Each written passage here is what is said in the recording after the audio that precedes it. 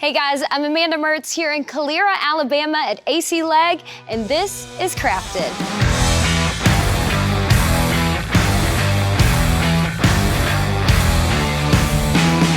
My name is Jeff Pervis, and I'm the president of AC Legg, and my craft is flavoring your world.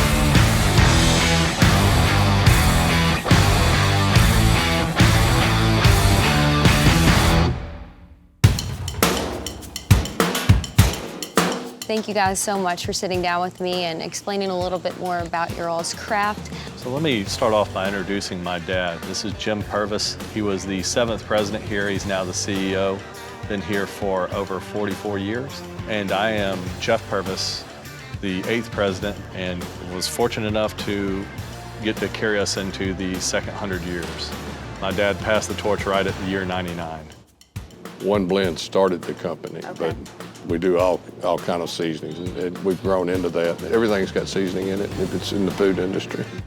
We sell to mainly custom processors, but we also sell to smaller processors through distributors, and even through those distributors it ends up with hobbyists and people at home. Our original customer was the farmer that lived at home back in the 20s. It would get out there to a grocery store and they would buy it and make sausage because they would be slaughtering their own hogs. And now we've moved to where most of it's custom processing, but we still have a very faithful following that remember us for our original, which was Blend 10. So once someone chooses the spices, what's the process like after that?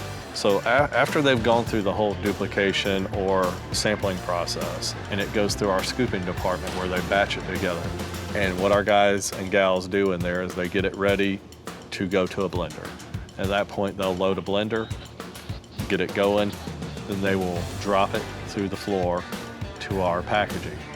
And we package in anything from a ½ ounce to a 60-pound bag. And from there, it moves on out to shipping, and it goes out the door when it's supposed to go out.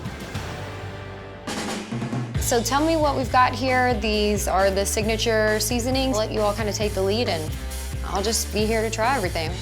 We've got our number 10 pork sausage seasoning, which is the flavor the company was founded upon. I joke that that's the granddaddy of all sausage seasonings. Most everything that we do is based off of that. And then we have our 107 barbecue seasoning and rub that's on this pork chop here. And then we have our Cajun blackened seasoning on some shrimp we're gonna try. So going to the first blend that you all ever came out with, the pork sausage seasoning, what's the story behind that? Well, Mr. Legg was a butcher in downtown Birmingham, early 1900s. He was in business with his dad with a butcher shop, even before refrigeration. And supposedly he had the best pork sausage around. People would buy it, take it home. The butcher shop was extremely popular. A couple of businessmen thought that if they could get Mr. Legg to sell them that recipe, and they could package it and sell it to butcher shops, meat markets, hog farmers. They did buy that recipe from Mr. Legg, and the whole business was founded on that. So without that, nothing else would exist. And that's really what we're still really well known for that. So tell me, where do you all get your spices? We use a network of distributors and manufacturers. Spices come from all over the world.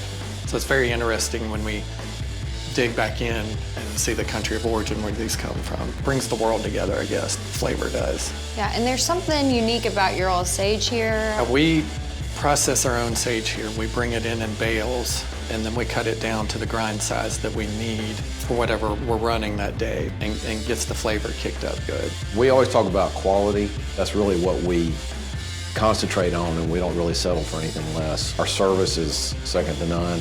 So service, quality, and consistency. We want you to get the same product this month as you got last month.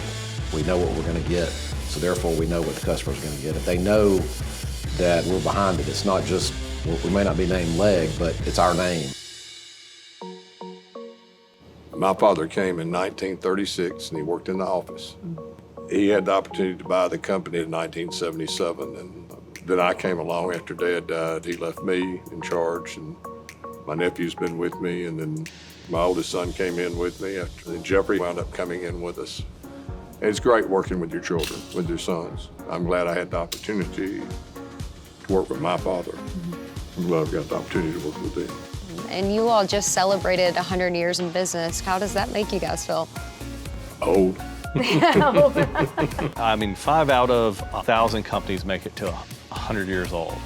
It still feels very surreal, especially as we've gone back and looked at the history of what the people have come before us. What are some factors that you think have contributed to that success? It's the people that have had a lot to do with the growth of this company and some of our customers that we do business with. We've had relationships that are not measured in years, but generations.